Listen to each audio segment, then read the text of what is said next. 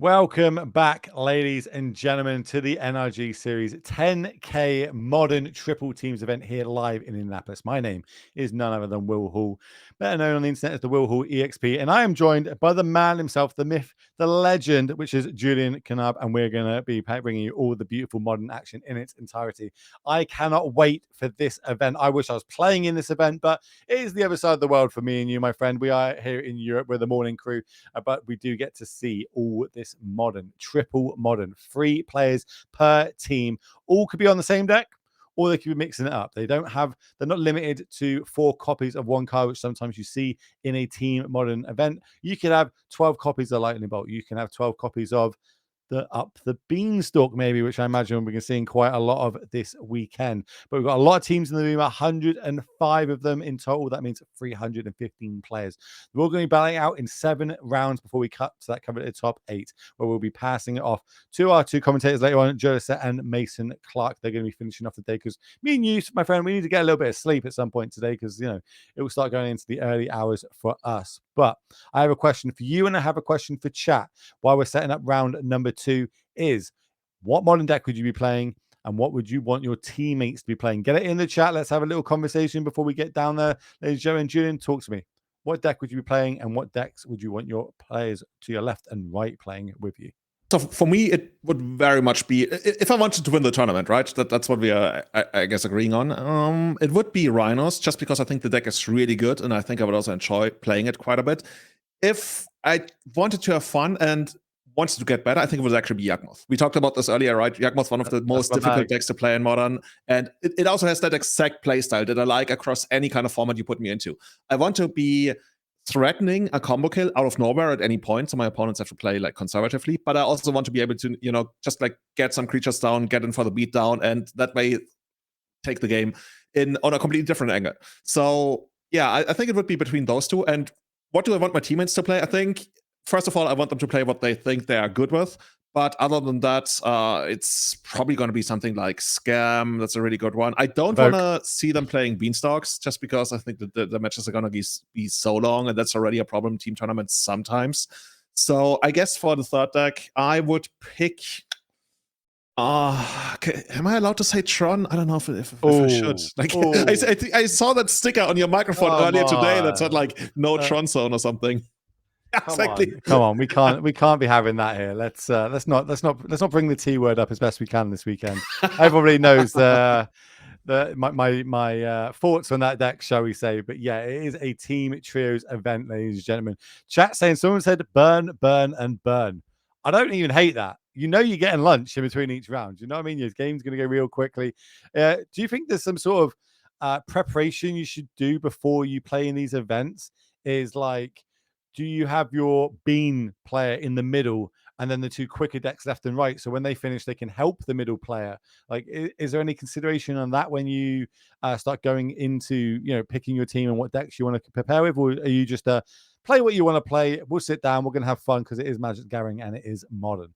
So I think that's the way to set it up. The other way would be, if it's a triple of the same format, then something like, oh, does this player have more experience in the other formats? That doesn't really come into account.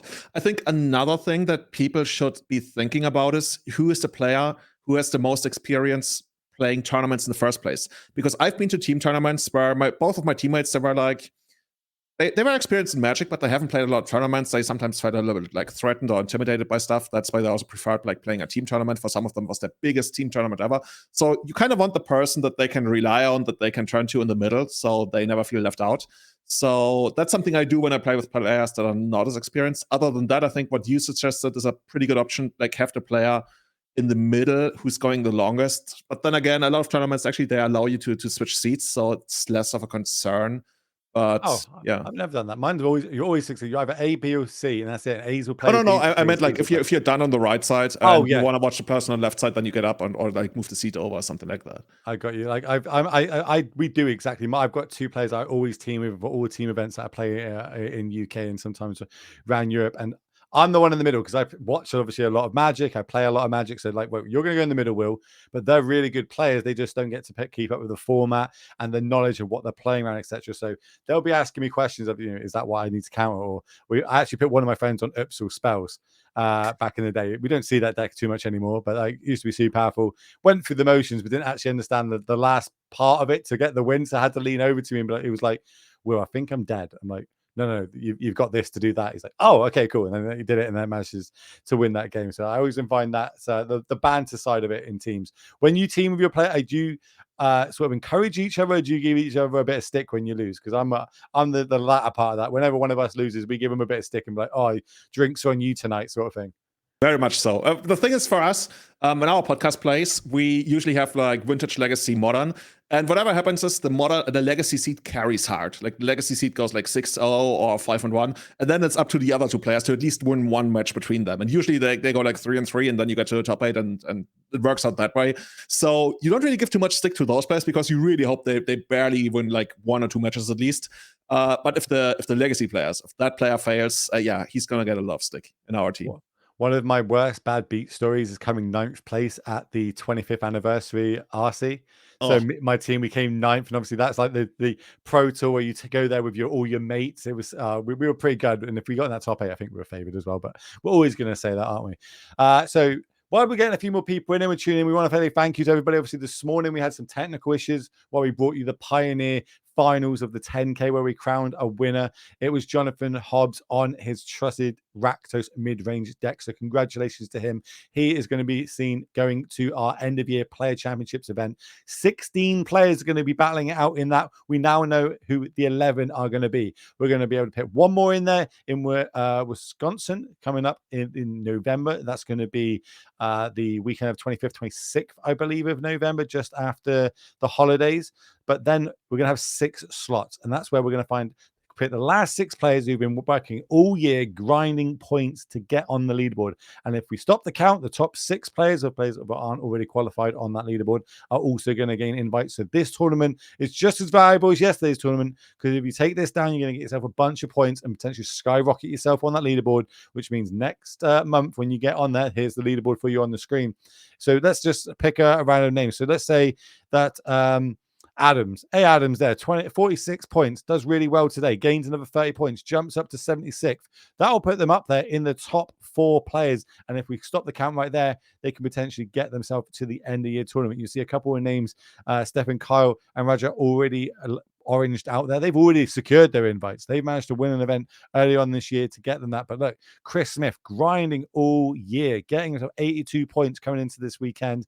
That means I'm going to say is a soft lock. It's going to be pretty hard, but not out of the realms that they actually get jumped by multiple players at the minute. But we could end up seeing Chris. Will is on an absolute tear. Okay, we're on another continent from this man, but all I see on Twitter is him winning NRG event after NRG event after NRG event. We saw him, do really well in some of the showcases. We see him taking out some of the other bigger events, the 5Ks. We saw him, in Legacy with it was like a mono blacklist in Legacy. I know that you're a huge Legacy fan, so you'll probably be able to tell me the actual name of that one. It was, I think it had like a combo element in it, but then it was just good black cards with shield res, etc. So and he managed to the take jury's still out on what we actually call that. There's many different flavors, but if you basically say like mono black besiege, people usually know what you know. Yeah. So I will. I need to point out like how much I really, we're on a different continent, so I don't get to hang around the scene at the NRG series. I don't get to talk to all these players. This is just what I'm seeing from the outside. He is a staple name within the NRG series, within the American MTG community, battling out and putting up these such great results. Also, I made a big claim yesterday. I don't know if you heard it, but I think he's up there when we talk about who could have the best hair in MTG. He's given Reed Duke for a run for his money. I think he's got a very good set of hair on that young man's shoulders. I dropped out of that competition a couple of years ago. Mate, me and me both. Not many people do as much losing as my hairline these days in Magic the Gathering. So some people, they trade their hair for power, and some people just naturally get both. So I'm jealous. But yeah, best hair in Magic. Like there were so many debates about best beard in Magic, but best hair. Who else is up there, chat? Like who's got the best hair in Magic? It's got to be Reed. It's Reed. Reed is so good. Like Reed literally could like have some kind of promotional sponsorship from some, I don't know. See, I don't even use shampoo, so I don't even know the companies. You don't need it, my friend. Don't worry. I need a bit of, root boost and a bit of Just for Men, I think, going on in my hair. But here we are. I don't know why we're talking about hair in a modern tournament, but we just where everyone's aware why we talking, what's going on. Basically, we're setting up round 2 in the background. We're getting the players sat down, getting them all the camera angles sorted for us all. But we'll be getting down to that shortly. We are going to be jumping into round number 2 because we did have those technical issues. So round number 1 has already happened. It's 7 rounds today, which means you're going to be able to watch 9 more rounds of modern action. But it's going to be a lot of modern. All 3 players on a modern deck. All 3 can be the same deck. They're not. It's not unified modern. Unified modern means that there's only 4 copies of a card can be used between all 3 decks. So you got to kind of work out your removal or work out the colors. So if one person's going to be playing the Tron, then the other 2 are going to have access to the other 5 colors potentially. And that's where things like Besage start coming in. Who's going to use the Besages? Who's going to use the Force of Vigors? Who's going to use the Lightning Bolts, the Thought Seizers, etc. Not today. Today it's going to be all 3 players being able to play the same 75 if they really wanted to. I'm hoping for one. I know one team's got to be playing all beans up the beanstalk. They've got to be I'd be very surprised if someone didn't be like, yeah, let's do it, and maybe bring their own beanbag chairs instead. So they're all sitting on beans while playing beans. Yeah. It'll be pretty good. Dudes, but the Beanstalk, that's so good, right? We've seen do it so much damage in other formats as well. I've seen it go really modern. And what I saw the other day, and you told me, yeah, that's an aspiring spike deck. People are not only casting beans now, they are cascading into beans now because it's so good, just straight up. Do you know what's better than 4 up the beanstalks? How about a way to find it for your 5th, 6th, 7th, and 8th copy? As you see here, it is on the screen. One of the new cards printed in Wilds of Eldraine. It is just a 2-mana cantrip. That's what it is. 2-mana cantrip enchantment. This isn't powerful. This isn't going to be good in modern, is it? Oh wait, honey, it is pretty good. But then, I play a lot of Yawgmoth, so there are key cards in the format that can counteract this. One of them being in the Lord of the Rings set, and of course that is Orcish Bowmaster. You want to draw more cards? Sure. Well, I'm going to punish you for drawing those cards. I'm going to get my points of damage in. I'm going to be making my Orcamass tokens. So it's going to be really interesting to see how that lines up and how many we see of these in the format. Obviously, the other big cards I suppose potentially currently in the format is Orcish Bowmaster. There it is on the screen. This is kind of really put not a nail in the coffin because I don't think it's dead, but everyone was going on about how powerful Ragavan was in the format and how much it should, the B word starts getting floating around. Oh, it's a 1 drop, blah, blah, blah. How about a 2-mana answer to that card? Just straight up stonewalls it. We don't see as many copies of it flying around anymore in the format potentially because of this card. And, some of the good decks like Yawgmoth play 4 copies of this, so it's pretty sick. And then we move on to the One Ring.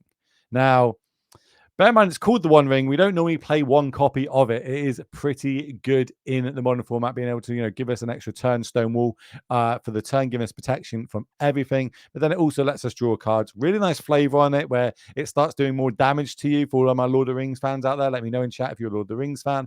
I know I am. I'm a huge Lord of the Rings fan. It's one of my favorite trilogies of films that we see, and books, I suppose, as well, depending on which angle you come from. What about you? You a big Lord of the Rings fan? So the thing is, I really enjoyed the movies. I never read the books, but in general, I'm very much drawn to all these fantasy worlds, and especially the really thought out ones that go deep and hard on the lore and everything. That being said, Lord of the Rings, I don't know why it never ranked the highest in my appreciation of fantasy worlds. Ooh, this is a talking subject. Let's go. What's a good fantasy world? I think all of the AD&D world. I really, really love that. I'm very much into it. I also really love the world of Game of Thrones. Besides the ending. Yeah, okay. we don't talk about the end. We don't talk about season 8. But yeah, what I really like though about I don't want to trash talk Lord of the Rings because I still love it. What I really like about it, which is I guess really weird, I love the idea that, at least to me as a movie watcher, I know so little about it still because there's still so much left in the east and the south. So I go to read about these places in the Lord of the Rings world and try to find out what's happening there, what's happening that I didn't see in the movie, what's the background of that. And that's what I love about it. Maybe it's actually that I'm not too interested in the story because it feels a little bit straighter forward with there's less politics in it compared to other fantasy stuff, maybe. So yeah, I guess that's where I'm coming from. There's a lot more to explore for me for Lord of the Rings, but I guess it's your favorite. I don't know. I'm a big Star Wars fan. I'm a big See, Star Wars fan. now you're speaking my words, my language. I'm a big Star Wars fan. Actually, like I'm not going to get it out, but like I've got like a lot of Star Wars tattoos. I was gonna get you the Millennium Falcon, the X-Wing, an AT-AT, some kind of Imperial shuttle, and an AT-ST, and Mr. Boba Fett over here. Oh, you're gonna actually go get them? Oh, you got them in Lego form. Okay, so you got. I got them in Lego. Like I'm so deep into Star Wars Lego that I literally ran out of apartment for new stuff. That's a good problem to have. Exactly. I can see the players sitting down, chat. So that means we're only going to be minutes away from being able to kick off round number 2. If you're just tuning in, welcome. Where have you been all weekend? You've missed the finals of our Pioneer event that happened yesterday, where Jonathan Hobbs managed to take it down with Rakdos mid-range, securing his invite into our player championship end of the year. But that's done and dusted. We're now moving into modern, triple modern. We have got 105 teams. That is 315 players playing modern today. All 3 players can play exactly the same 75, or they can mix it up. It is their choice.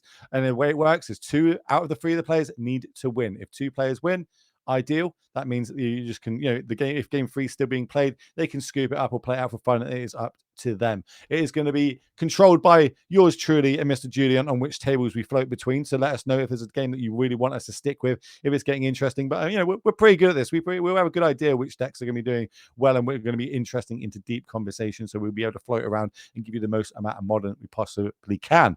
7 rounds total today before we cut to top 8. But obviously that won't be me and Julian. We will be being tucked up in bed watching from our bedside cabinets while we're going to pass it off to Joe Izzet and Mason Clark, who will be closing out the day for us all. So I need to ask you, chat. There's been a little boxing event this weekend, should we say? There's this YouTube boxing thing's a bit of a talking point in society currently.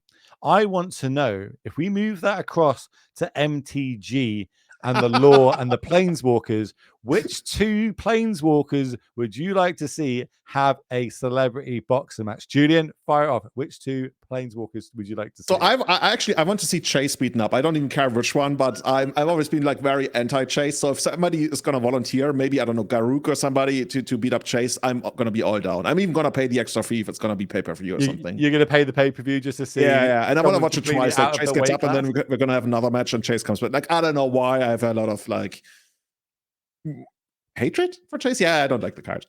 Ooh, okay, I feel like we touched a nerve. We'll see if we can dive into We that. apparently did. I'm actually kind of surprised, but yeah, I've always had a thing about like Chase is not my kind of planeswalker.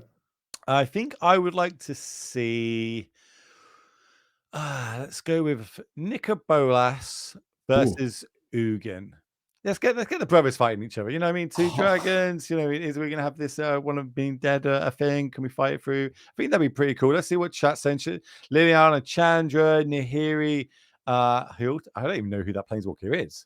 I don't think I've ever heard that one. Karna, Johnny. Oh, actually, no. I take it all back. I want to see anybody beat Karna.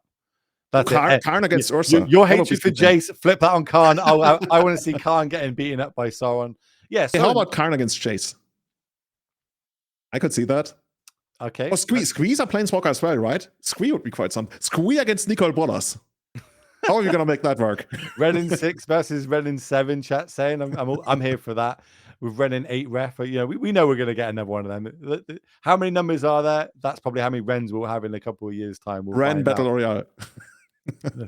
I can only run Ren. I can Ren see and all players shuffling decks, chat. That means moments away from triple modern kicking off in round number 2 here at the NRG Series. Remember, $10,000 on the line, plus a bunch of points going towards the leaderboard. So, if you turn up with a really good team this weekend, have a good performance, pitch you all in with the chance of being able to go to Wisconsin, get those, not Wisconsin.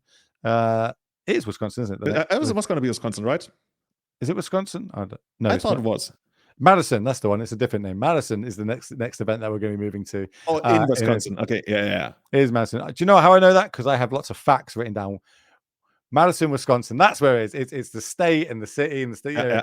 We don't do that too much in Europe. We don't have states. We have countries and followed by capitals. But here we are. We're first up. I think we can move it down to the matchup. I can see players drawing their own hands, ladies and gentlemen. So I need to see some hype in the chat. Let's get those emotes going. How excited are we for triple modern? That means back to back to back modern about to happen. We're going to get their deck lists up on the screen. Oh, not the deck list on the screen. Get their deck names up on the screen eventually. But before that, we are in the dark, just like yourselves at home, which means it's going to be a little bit more exciting if we can kind of like We're gonna discover this puzzle together, right? Yeah, we're gonna work this out. First person to get it is gonna get shoutouts or something. Okay, so we got our ID, what they're on. Okay, so we got a Cascade deck on the left of our screen, and on the right we have got Well, chat says Oliver's on Rhinos as well. Chat says what? Chat is saying Oliver's on Rhinos on the right side, and if you say there's a Cascade deck on the left, I guess it could be Living End as well. Definitely saw a. Oh, we got a Rhino's mirror. Okay, this is your dream. You put this into the atmosphere. You wished for this. For the last 10 years, I've been selling safaris. Yeah, Rhino mirror is very much my dream. Like, the Rhino really literally is the hardest of the big five to spot. Like, there's certain tiers. There's elephants, and like they're basically the easiest. The lion is also like pretty easy. But once you get like buffalo, also like buffalo, you see that as soon as you enter the park. But leopards are really hard, and then rhino is so hard you don't even know unless you know where to go. Like certain places where they're almost guaranteed if you know where you're going. But if we can see 2 rhinos here, that's a pretty rare sight. So, do you know what you call a couple of rhinos together? Crash of rhinos, I believe. Oh, yes, it is. Well done. Congratulations on that. 10 points to you. We'll be so I say we'll be moving back and forth between the matchups, ladies and gentlemen. So we'll be seeing what decks are playing and who is piling them as we move through. Both our players here are going to be taking a mulligan down to 6. Both of you having black sleeves, and we believe it is going to be a mirror. Actually, is it though? On the left side, it looks a little bit like Murktide. No, it's got to be Rhino's list. Is it? Okay, I'm going to trust you on that. I'm pretty sure we've. I think the second card, from the left is Rhinos. Yeah, you're right. So yeah, Rhino's mirror. Let's go. Let's see who's going to, play draw dependent, but real big key cards in this matchup are going to be things like Force of Negation, right? It's not going to be like when we play against Living End and they have access to Grief. It is going to be who has Force of Negation, and are they going to be able to cast it in their opponent's turn to kind of take that out, so to speak. Remember, it's closed deck list, and either player does not know what they are on. Now we're getting updates of what the other tables are playing. So it looks like we've got Rakdos Evoke versus Control. I don't know if that's Bean Control or Blue-White, but we'll find out later on. And then we've got Izzet Murktide versus Azorius Hammer. Now, Hammer, that's a deck I really enjoy watching and playing because it plays a lot like Infect of old and does have an Infect kill through Inkmoth Nexus. But we'll move to that later on if we get there. Now we're getting a good look at the deck. That is definitely a Rhinos list. We see it here in the hands of Oliver. What do you think is favored in the Rhinos mirror? Oh, I'm going to go with Rhinos.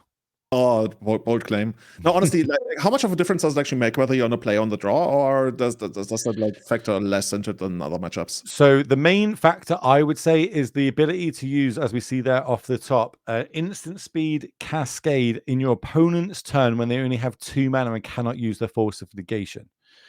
The upside to this is, do they have something like Mystical Dispute in their hand? Some lists do tend to play this in the main these days because it is a 1 mana, blue counterspell, so to speak, especially in the early turns.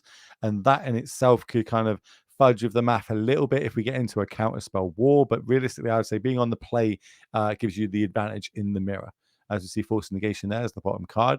We're going to go find ourselves a few more land, and we're going to see this for at least till turn number 3. Because remember, Cascade, both the ways to do it is Shardless Agent and the one I can't remember off the top of my head.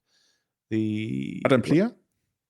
So the other Cascade spell, the Violent Outburst. Yeah, Violent Outburst. Thank you. Violent Outburst being the other card.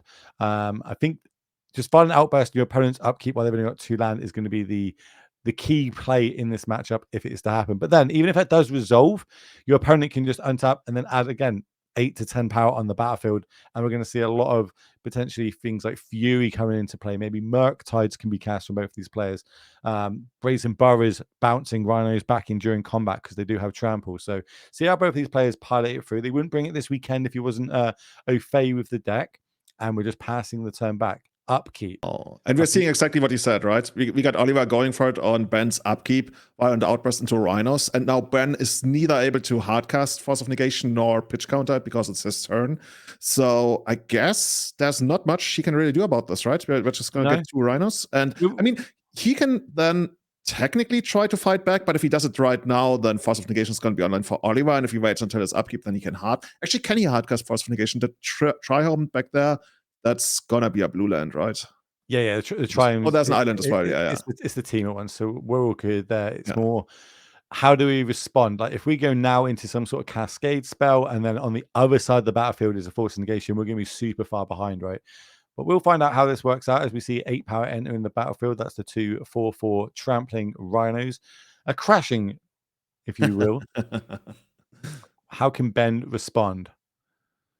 There's another way we could have played that as well, because obviously Ben end of turn did not crack the fetch land, which I feel like I would have done.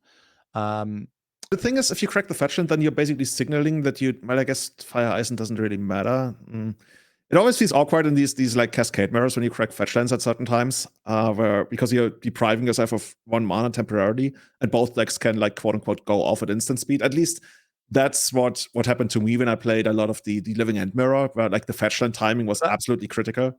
That's what I'm saying there. So we passed the turn, and Ben didn't crack end of turn. He's cracked that fetch land in his turn, which means I see what you're saying. Oliver could have just not done it in the upkeep, and could have just waited till the turn that he cracks the fetch land and then cascade off that way as well. But slight little plays that can add up. Didn't work out too bad in this one, as we see both players now doing their game plan, spinning and turning the wheels. 1 cascade each. 10 power for Ben on the left of your screen. Oliver on just 8. And this is where, a Fury would be pretty good, being able to take out one of these Rhinos potentially, or just maybe we're happy to trade 8 power for 8 power, just attack with 2, block with 2. How many more Cascades have we got in the hand? Here comes our own Shardless Agent. Cascading down. We're going to see if we can resolve this Crashing Foothills, put another 10 power on the battlefield. Well, this looks exactly like Nakuro in Kenya. Rhinos all over the place. Like you're 99% guaranteed to see Rhinos there, and that's what we're seeing in this game. So are we really going to be trying to like crash all the Rhinos into each other and then come out ahead of like 1 Rhino or 2, or try to, like you mentioned, hardcast Fury at some point? It feels like the matchup, once you get the timings down, is pretty straightforward, at least in the first game. Well, yeah, this is the easy bit, right? It's really easy. I've got my 3 mana. I've got my Cascade spells. Great. Now this is where the hard work starts coming in. When do I attack? When is it safe to attack? Should I even attack? Do I have things like Fury in my hand? I'm going to wait for my opponent to kind of, exert their game plan out. Do I have something like Endurance potentially in my main deck so I can target myself, pick my Crashing Foothills and my Cascade spells back in my deck and overwhelm my opponent that way? It's going to be interesting to see how it turns out. It looks like we're already out of Rhino tokens, so that's a good start. We'll be, starting off in the Rhino's mirror and just passing the turn back here for Ben. Perhaps his board is outmatched by 2 Rhinos on this side, and we know that there's at least another Violent Outburst in hand. We do see a Fire and Ice as well, so that could be a way we can tap down one of these Rhinos and get a bit more damage in. I can't say I've played this matchup a lot, especially the mirror. I've played the Rhinos quite a bit, but not the mirror. Maybe we set up 1 big lethal turn. You know what I was wondering? I was wondering when I looked at the deck list, well, not for these, but for generic ones, maybe Murktide is in the end going to be the one to decide the match, because it flies over all the Rhinos, and it looks like the ground is pretty much locked up. See, like we're literally trading everything we've cast in the first 2 turns, except for 2 more Rhinos on Oliver's side. And by the way, Oliver has another Violent Outburst, so he's going to get even more Rhinos pretty soon. But help me out. You play 4 Crashing Footballs in these decks, right? So that is the card. Shoot through 2. He's gonna get the 3rd coming up. So yeah, there's basically 2 left in the deck.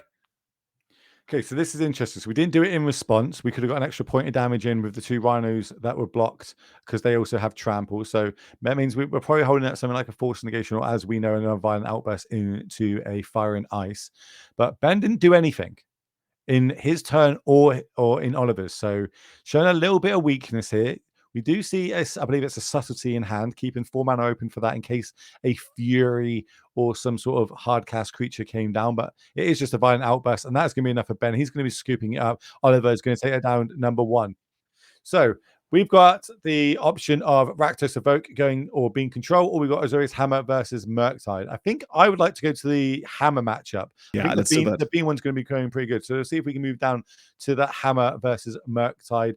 Traditionally, how you set it up on paper, Hammer is going to be have the advantage, because if it's got instant ways to equip 10/10s, giving your creature an extra 10 power versus things like Lightning Bolt and Unholy Heat doesn't match up too well.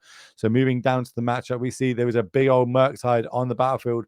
But not only that, we do have an aid on the battlefield with an Ornithopter. Interested if life totals are correct, we're definitely going to be looking for something like a hammer plus spear to give it lifelink, and we kind of swing the life total back in our favor. There's the spear. We're going to just drop that down. We're going to try and move this to equipping, I guess. Yeah, especially you got the 1-0 already. That's from the previous game. Okay, that makes sense. I was wondering. Yeah, this is gonna be pretty. Like once you get the spear down, it's gonna be so hard for Mr. Murktide, at least in my experience, to make things work. Right now, it's equipped to the Ornithopter, I believe.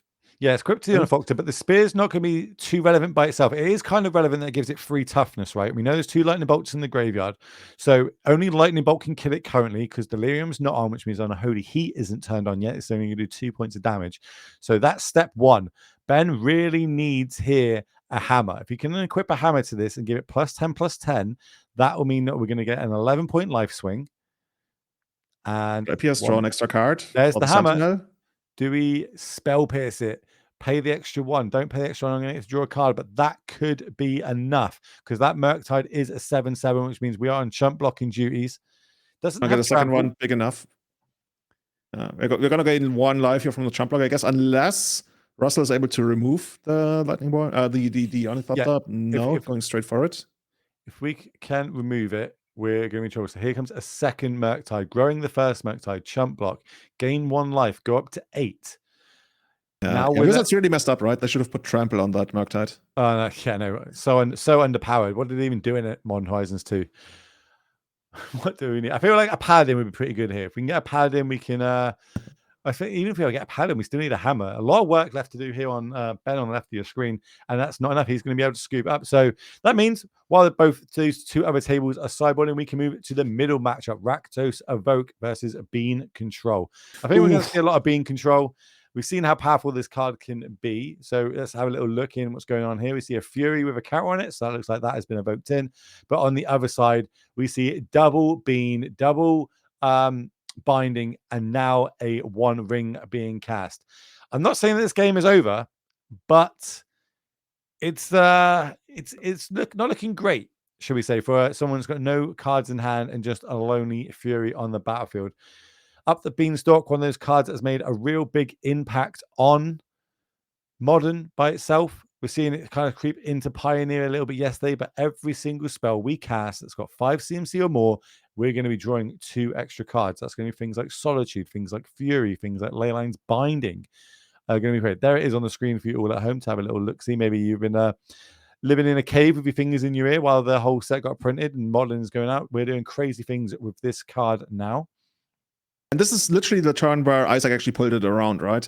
We saw Ryan coming in hard with the Fury, and you might have all the Beanstalks in the world and all the mana, but you need a way to turn it around, and that was the ring. The ring is going to make it so that we're not going to run out of cards. And at this point, it's really, is there like a proper way to gain life? I guess we got Subtlety to gain life, or like followed up with like Omnath. Omnath, that's basically the preferred way to do it, especially with those 2 fetchlands sitting in there still. I guess we could even just like outrun our own ring, right? We don't even need to replace it with a second one. But at this point of the game, it really feels like, I guess, what people sometimes call like garbage time in the sense. Like you sit there, you kill your opponents, and there's yeah, of course. Yeah, well, this game is over. It's just going to be multiple turns until it's over. That's basically what we're going through right now. So this game, as I said, it is over. We are just going and turning benefit of the mission. So we're going to move back to our table A, which was our Rhinos mirror, because I believe they're just finishing shuffling up now. Because I'm going to tell you that Bean Control on Isaac's side, he is going to take that game down. I'll be very surprised if he doesn't. Super high favorite in that. So now going into the Rhinos matchup, Oliver 1 up in a mirror. It's pretty hard when it comes to sideboarding. You know, how do we want to sideboard on this? Do we want to go more towards creatures and not rely on our Cascade spells as much? Or do I want to bring in some counter magic? It's going to be pretty hard for both these players to kind of work out what the other one's on and what the exact 75, because it is a closed deck this tournament. We see Fury in hand here for Oliver. So that's definitely either coming out the sideboard or we've got a couple in the main. The hardest way to shut down all these like Cascade free card spells is some kind of like permanent that shuts down all of them for good, ideally. But you can't really do that, right? You're Not in the mirror. Yeah, exactly. I mean, there were some like destructive strategies where in some Storm decks in the past, they would have like Gadok Teak in the sideboard, and then you would go like Infernal Tutor for Gadok Teak when you didn't have like the kill. But you could literally get Gadok down and nobody would bring in creature bounce. So you could steal the second game if you had won the first run. But I don't think that's anything that's really happening in these Rhino mirrors, most importantly, because you already mentioned, right? There's still just like the hardcast creature mode. And with Fury and all that kind of stuff, I think that could be a way to victory. And once again, coming back to Murktide being such a good card to decide the mirror. I think this is kind of how game 2 and 3 kind of will go, right? Game 1 is whoever's on the play or can get the advantage of Cascade spells. We're going into game 2 and 3. It's going to be a lot more of a back and forth fight. We know what's going on now. We know what we need to counter. We know what the key cards are going to be, and we have access to our sideboard so we can take out some of the bad cards that we potentially have in the main. We see just a turn 1 suspend here from Crashing Footholds. To note, you used to see Living End kind of had a sideboard plan back in the day where they used to board out the Living Ends and board in Crashing Foothills. Can't really do that in a Rhinos list because, we don't fill our graveyard up as quickly. His third land drop, and we're off to the races. Here comes a Shardless Agent. Going to Cascade. Top card, Crashing Foothills. Nice and easy. There's a Force of Negation in hand for Oliver. I guess he's thinking about pitching his own Shardless Agent there. There's another blue card I can actually make out. Maybe it's a second copy of Force. Oh, okay. Oh, it's is it the Flame of? It's a Lord of the Rings card, right? Flame of Venor. Yeah, exactly. That is the one that's going to be discarded. Flame of Venor. I'm really surprised by this card seeing more play than it actually potentially should have, but it does so much work, especially if you can get wizards on the battlefield. But doing something like that, just being able to card that we can ditch the Force of Negation, so that potentially another 8 power doesn't hit the battlefield, is exactly what Oliver needs to kind of turn the tide. And then untapping and playing your own Cascade spell is great. We see a Murktide still in the deck, Fire and Ice still in the deck, and here is a Crush Field. Do you have a Force of Negation? Looks like we do. And this is the kind of the battle that we know. Different art force negations I might have. I've been in this place before. It feels like déjà vu effect. But yeah, right now the thing that's putting Oliver ahead is a suspended Rhinos, right? If the Crashing Footballs actually comes down eventually, that's gonna demand an answer from Ben. I guess it's a little bit easier for Ben to answer should he have another Force of Negation because he knows when exactly to time it, so he's never gonna leave up mana in Wayne. But yeah, okay, here we go, another Rhino. I mean, we were promised Rhinos. There are gonna be a lot of Rhinos. We should actually keep track of like how many Crashing Footballs are left in each deck by now. So here it comes, the second one for the turn. We know there's no answer here, so that one is going to resolve. Going to add another 8 power to the battlefield. Probably going to turn the agent sideways. It's going to end up getting a trade, but in some way, these Rhinos mirrors, they feel a little bit like chess, but you only have rooks. Yeah, that is a good way of thinking about it. So that's going to be the block. And main reason because we want to get cards in the graveyard because we know about the Murktide in hand. Draw for the turn, see a fetch land. If we want to deploy that, put another card in our graveyard. Fury as well. I believe that's one of the new cards from Lord of the Rings that we can do a land cycle for Island, or we can pay 5 and draw 3 cards. Good in the early games, good in the late games, and also ditches to Force Negation. So that's why we see it popping up in multiple different formats now in Magic the Gathering. How are we going to move forward? Yep, that's exactly what we're going to do. We're going to cycle it, go find ourselves an island. Doesn't say keyword basic island, so you can go get yourself something like this, like a Shockland, or see a Steam Vents for the turn. Is that the one we're going to deploy? We're going to take 2 points of damage. We'll find out momentarily. Okay. More Rhinos. I think there hasn't been a single turn without any kind of Rhino interaction in like 4 turns. No, well, in a mirror, I expect lots of this. We're testing Norm in the team and see how many Rhinos tokens they can find in the hall currently, getting them all rushed to the feature match table. Okay, so Ben is the first one to actually get some damage in with his own copy of the Rhinos. Then Oliver still has like 1 copy left in the deck, but he's got a Fury in hand. The Fury is going to be a really good card. He needs to find that 5th land. I think he might even have it in hand. Fury, really good at shooting down one of the Rhinos, trading with the other ones. Oh, that's some sick art. I've never seen this one. Do we actually have like one of our players creating a Rhino token of sort? It'd be a good one. I actually just got a token made, and it was a Rhino one.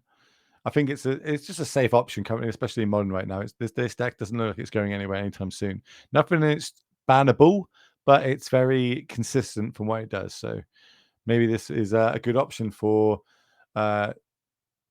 a great Jonathan, option if you want to do this basically morning. both modern and also sometimes like dab into legacy a little bit. It's one of the top, I always call it like one of the top 3 aggro decks in legacy, and I very much stand by that, mostly because I get crushed by it every week when I play in the leagues. So I have a lot of respect for the stack in both formats. Oh, and here we go, Murktide coming down. Yeah, Okay. just for 2 mana for a nice 7 mana card, nice and easy, right? But we've been filling our graveyard up on purpose, delving, taking the trades when we can get them. So 5 cards coming in. I believe it's going to come in with 3 counters. Yeah, it is. 3 counters is going to be placed on top of it, making it a 6/6. But more importantly, the keyword flying. Here comes Flames of Anor. But now we can't even attack into Oliver here. We probably just have to pass the turn. I mean, Ben does have a Fire Ice, which I don't think is going to get deployed yet. I guess he could do it to tap the Murktide. But what we really want to do with it in a racing scenario like this is to entice Oliver to make an audacious attack and then like steal the tempo back with Fire Ice. He does it right away. It makes sense. I guess you also draw a card. So, maybe you draw something that's going to help you out even more right on this turn.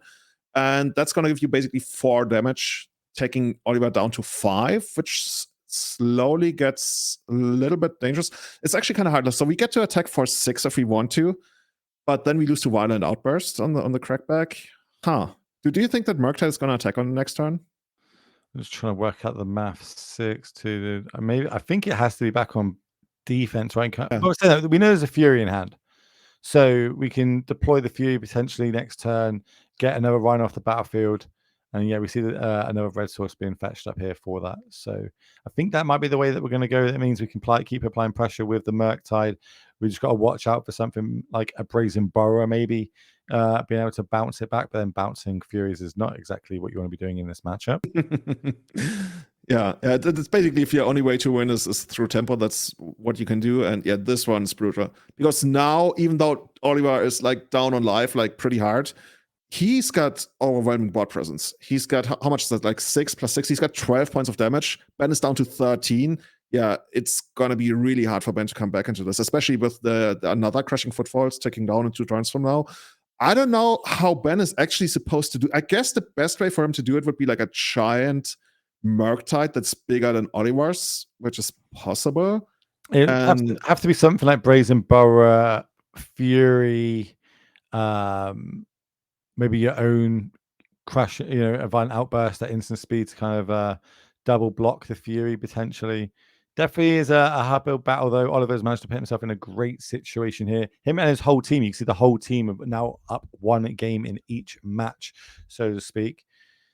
But we've still got a lot of magic to play here. We're going to move 3 cards. Looks 3 mana normally means some sort of cascade, but not in this instant. That is going to be a Flame of Anor doing 5 damage. No wizard on the battlefield, so we don't get an option to use the second abilities, which is destroy an artifact or draw 2 cards. 5 awkwardly does not deal with this Murktide as well, so that's going to come across, drop Ben down to 7. As Oliver deploys one of the most beautiful basic islands in the game. What's your basic lands of choice? It depends on whether it's foil or not, but if it's foil, if it's non-foil, it's probably going to be unglued. I really love the unglued ones, but there's a couple of really beautiful ones. If it's foil, it's probably going to be like unhinged, but honestly, actually, no, it's going to be, okay, we're getting too deep into this. There's Arena League promos from 2001, 2002. Those are my favorites, but yeah. As we say this, Oliver gets in for the kill using the hidden mode on Fire and Ice, dealing 2 damage to Ben to actually take him down from 7 all the way to -1 in this case, securing the match for team Oliver, Isaac, Russell. Dude, what a team, by the way. Yeah, well, that means we can move across to one of the others. Let's go to the Hammers match. Let's see how that one's getting on. Azorius Hammer versus Izzet Murktide. We saw Murktide being able to take down the Rhinos matchup then. Are we going to see it here in the Izzet Murktide list? Going on the board here, we have got ourselves a couple of artifacts. We've got Inkmoth, let me get that. Thank you. Inkmoth Nexus on the battlefield along with Urza's Saga. Now that's a powerful card that that was kind of sleepy. I remember that got spoiled and everyone was like, we didn't really understand it, I don't think, when it got spoiled. Like, you had to decipher it first. Yeah, you're like, it makes mana and then it sacrifices and you can make it some it doesn't look that powerful. Whoa, were we wrong? That is turned up in multiple different decks, and how good can it be in them? Here comes the Inkmoth Nexus getting animated. That's going to be on blocking duties. That's going to be able to give the Jagamage Channeler a -1/-1 counter, kind of stem the bleeding a little bit more. Ooh, that's probably going to take out the Ursa Saga here, right? There's a good chance that is going to name Urza's Saga getting it in the bin, meaning constructs cannot be made, which means the spear on the battlefield and the other equipment cannot be equipped to it. But as soon as we do get a creature, we can start making strapping all this to it and making it pretty big and potentially gaining the advantage in this race that we see happening. I mean, that's one of the problems with Hammer, right? I really love the deck. I always love these like sum greater than its parts deck. But sometimes you draw a lot of stuff that really needs something else to work with. And maybe Ben drew, I guess a creature would be a start. No, another hammer that doesn't do anything. Rough. I think we're setting up for potentially a paladin coming down. Here comes a Stoneforge Mystic. If does resolve, we get to go look in our deck, find ourselves an equipment, put it into our hand. But Russell has the lightning bolt for it to take it out. Like there's even a world where you just like let all of this happen, and then eventually just take out the Stoneforge, maybe in response to an equip or something. But I guess what he's valuing here right now is, do I want the extra reach? Because we are about to take Ben down to 5, right? But I think he's going to play it safe. It's a 2/2. Remember, it's got -1/-1 counter. Oh, that's a -1. Oh, okay. I thought they were like indicating that it's like not thresholded. What's it called? Delirious? No, okay, it's a -1/-1 counter. Oh, okay, got it from the Inkmoth Nexus, I guess. Yeah. You'll notice here, so Ben is on the blue-white version of Hammer Time, which does play some number of spell pierces and sometimes mana leaks in the deck of old. It does have 1 mana up. If that Stoneforge resolved, we can see there's a Springleaf Drum on the battlefield. So potentially could have been a bit of a blowout there for Russell. Kind of got away with it because there's 1 card left in hand for Ben. We're going to go find ourselves a Cauldron. Now, this card, when it hits the battlefield, is very good. The problem is getting it on the battlefield is the hard part, because it does cost 7 mana, and with Stoneforge Mystic going to the graveyard, it is probably going to be sat in hand for a little bit. There it is on the screen for you. It is a living weapon. It is indestructible. Gives whatever it is equipped to +5/+5, first strike, trample, indestructible, and haste. And then if that's not enough text for you, how about whenever this creature deals combat damage to a creature, exile that creature, where we equip for 7 mana as well. But we can get around things like that in this deck. We have like Paladin and the new equip card that I cannot remember from Lord of the Rings. Something to do with the fancy sword that Aragorn gets. I'm sure someone in chat will point out to me. I was going to say Lightbringer, but that's probably something. Nah, it's not Lightbringer. Is it? No. It's okay. it's not Lightbringer. It's a 3 mana white enchantment. When it comes in, you can bring something back from your graveyard, and it can be equipped once a turn. But I think that is going to be enough for scooping it up. Murktide's going to take that down, but then they're going to take it down for the whole team. I don't know if the Bean Rakdos deck's going to keep battling out for us on camera, or if they're going to scoop it up. We'll find that out in the background. But in the meantime, we're going to move back to. Oh, they are going to play it out for us. Even better. So we'll move across this. Awesome. Get your camera time while you can, Lee. You know what I mean? We all want to see more Bean, right? But then we can see a Bean on the battlefield. We can see a 1 ring on the battlefield. We can see an Orcish Bowmaster, which I said was amazing. But then we did just see a Fury come down, and that Fury is going to clean up that battlefield nicely and draw a card along the way. Blood Moon fixing our mana, right? We need red mana. Sure, you got Blood Moon on the other side of the board. Easy. That's how we do it. This is pretty rough, right? You would think that the Blood Moon is supposed to be really good against the Beanstalk deck. Is it even 5 color sometimes? I'm used to it being 4 color. I've wanted black in there.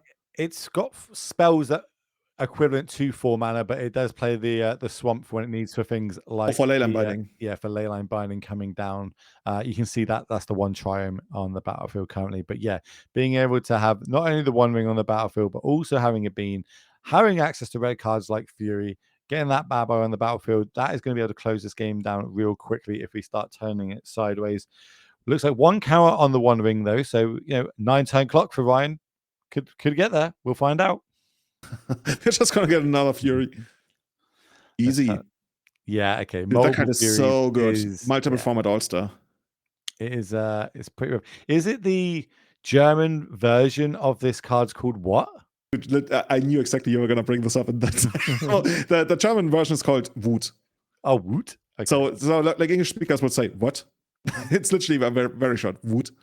It literally means rage, fury, but basically it's kind of funny because in the past when you had cards like that, it would be die Wut or der Ärger, which is like anger, but now they didn't put die Wut on there because I guess it looks weird. Honestly, like all the German cards are weird. There's very few German cards that have like translations that are not awkward. Fury Wood actually works pretty well. Anyway, yeah, we got. Chat did let us know basically. It was Forge Anew. That was the card that we were looking for. That is where obviously the sword is reforged. Narsil is reforged into I can't remember the name of that sword from Lord of the Rings. I'm going to really shoot myself in the foot for that later on. But that's the lore behind it. That was the card we were missing. Thank you very much. The one that Captain Picard uses.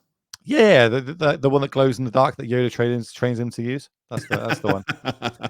We're going to see a Orcish Bowmaster coming down doing another point of damage. This is going to add up, but unfortunately, I think double Wood is really going to be able to close down this game pretty quick as it comes across for 12 points of damage. We're going to get some chump blocking going on here, and we're going to have an Undying effect. Okay, this is why the deck has its name with Scam, I guess. Yeah. On the proto, they didn't really like that name, I guess. And here's another red card from our 5-color deck. So it lines up nicely. Lightning Bolt. White bordered, though.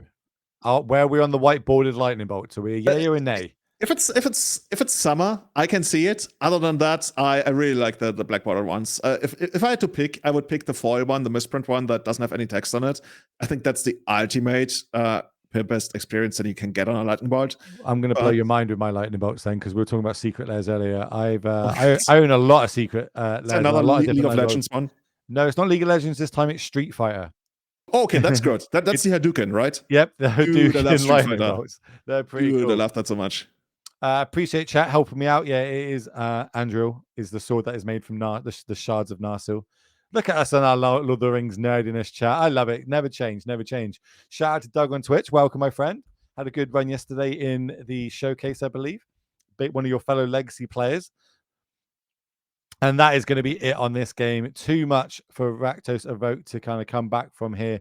Blood Moon, you get the hype behind it, being able to get that down turn free, shutting off the deck on the other side, but not enough when they have things like Furies that they can just straight up hard cast, especially when you got up the Beanstalk on the battlefield. So I think we're going to see a lot of that up the Beanstalk card in Modern this weekend. Remember, 7 rounds of it this weekend, battling out before we cut to the top 8. That is going to be the end of round number 2.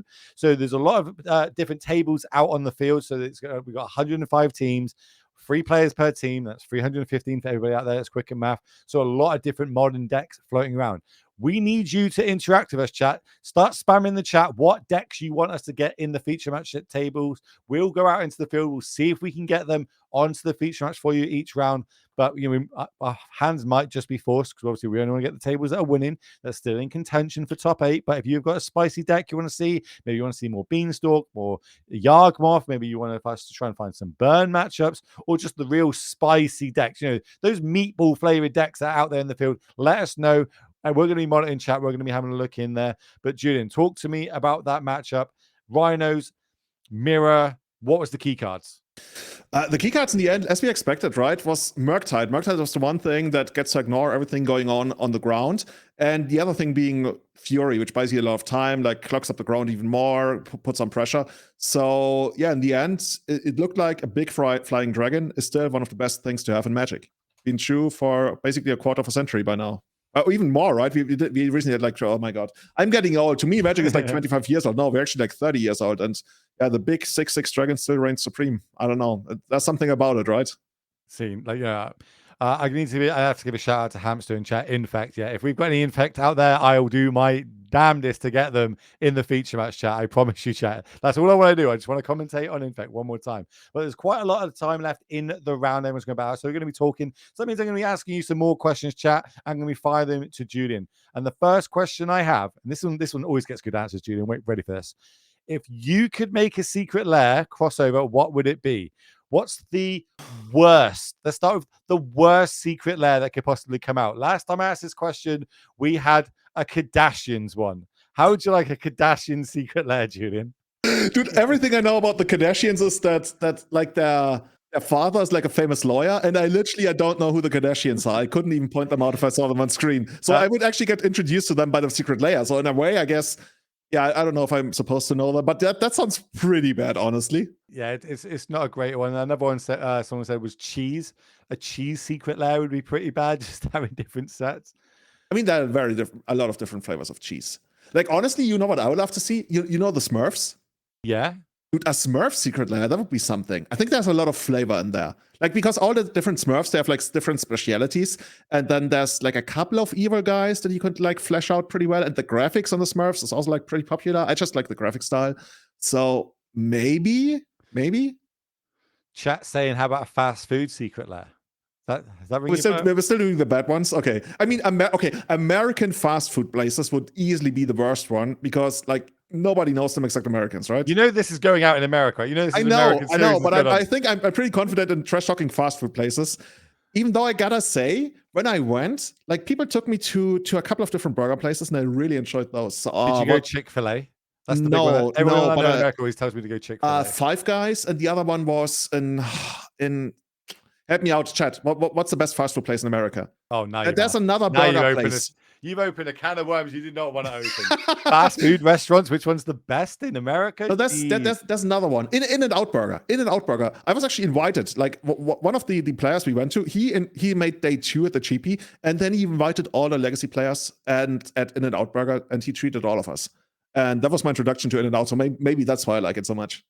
Well, while chat starts spamming all the different fast food chains that are in America, which, you know, I'm in America next month, so feel free to let me know. I really want to go to some real good restaurants. I've never been to an In-N-Out Burger. We should probably talk about the future event that we've